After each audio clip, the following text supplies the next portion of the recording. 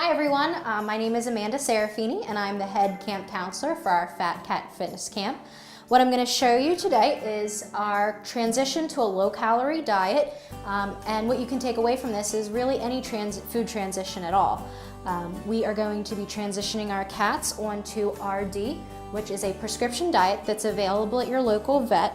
If you are considering weight loss for your cat, it is a good idea to consult with your veterinarian first, and if they feel that a low-calorie diet should be incorporated, then they will give you the proper amounts.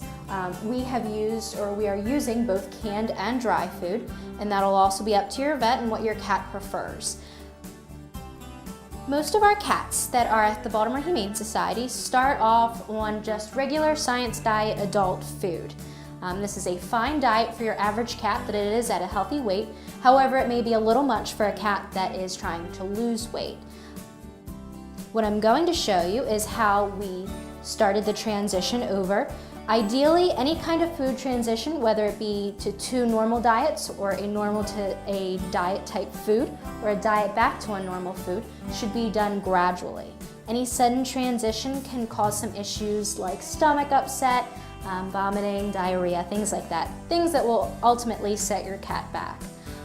Ideally, a transition should be done over a 7 to 10 day period, and what I'm going to show you today is in a scenario where you would use roughly 7 days. Now, a thing to take into consideration is if at any point in time your cat starts to exhibit signs that their stomach is upset, you may need to slow down and take a couple of extra days while on their regular food. So what I'm going to start to explain to you is that 7-day process where we will be transitioning our cats from regular science diet food to the RD. On day 1, what we're going to do is give them pretty much their full ration. This is about a cup of food, and this is what they would normally be getting, their regular science diet, and then this is the RD. We're only going to start with a very, very small amount and not alter the amount of food that they usually get in any way, just for the first day. This is roughly a handful of kibble just so that they can try it. And what you want to do is simply put it on top of the regular food so they can kind of have free choice of what kibble they get. On day 2, you want to cut back the regular diet, what they're already on, a small amount, roughly a quarter of amount. So if we started with a full cup of science diet, day 2, we're going to give 3/4 of a cup of regular science diet and about 1/4 of a cup of the RD. And again, all you need to do is mix it on in. You can stir it around a little bit if you want, but cats just by nature move their food around themselves.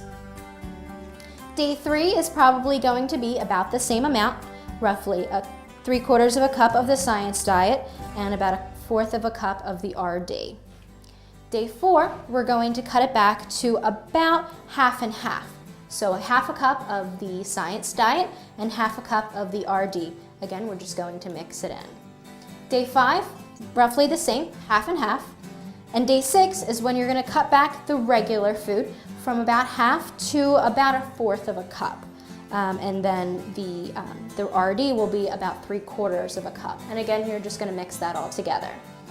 Day 7 is going to be your least amount of the science diet food. For all intents and purposes, I just put a handful of kibble, and then the majority is going to be your RD, which in this case is roughly a cup. The biggest thing to keep in mind is that you talk to your vet about what amounts you should be feeding, and always keeping in mind that you're going to be replacing the amounts, not adding on to it. For instance, you don't want to go all the way through and have an entire cup of science diet and adding that RD on top of that cup, or else you're just going to be giving them too many calories and they won't be losing weight.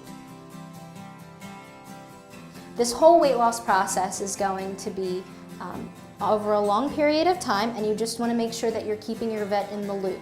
Your vet will decide if RD is a good choice for you and will help you monitor the amounts and let you know the amounts that they should be getting fed. So that's how you're going to be transitioning your cat and how we are in the process of transitioning our cats over to the RD low-calorie diet. Hopefully in conjunction with some advice from your veterinarian, you'll make this a successful process, as we hope to make it a successful process for ourselves.